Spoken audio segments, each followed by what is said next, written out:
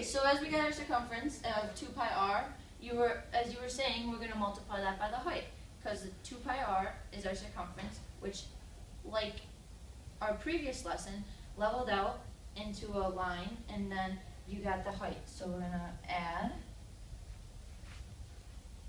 2 pi r times the height.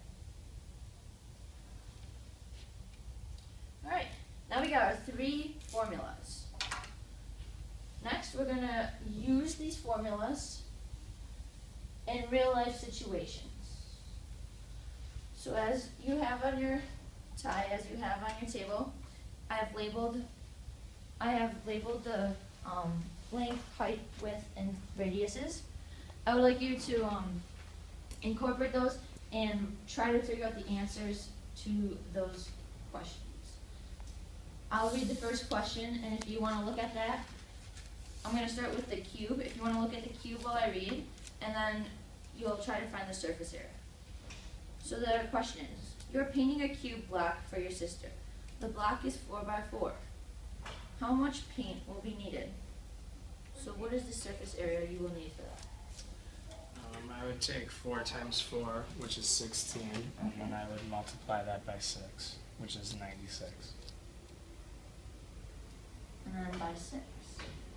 Perfect.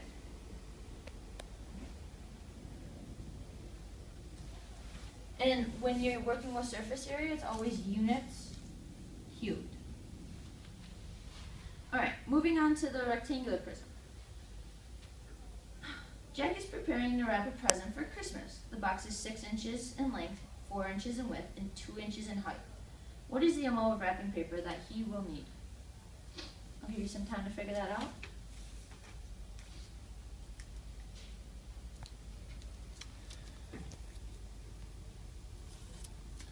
It's 88 inches squared.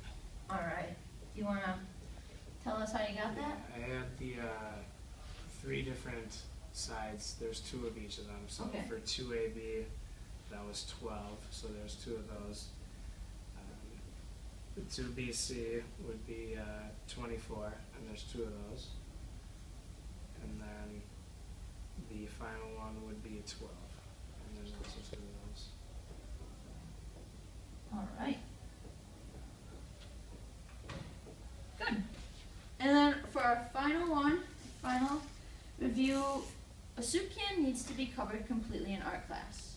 The soup can has a radius of 3 inches and a height of 8 inches. How much paper is needed to cover the entire surface area of this?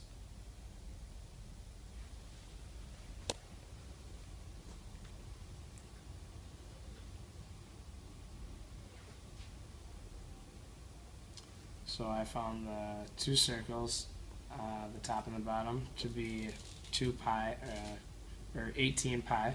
Okay. By plugging in 3 into your radius, correct? Yep. Good. And then the other half, I plugged in 3 for the radius and 8 for the height. Okay. So that would be 2 pi times 24, which comes out to be 48 pi. Okay.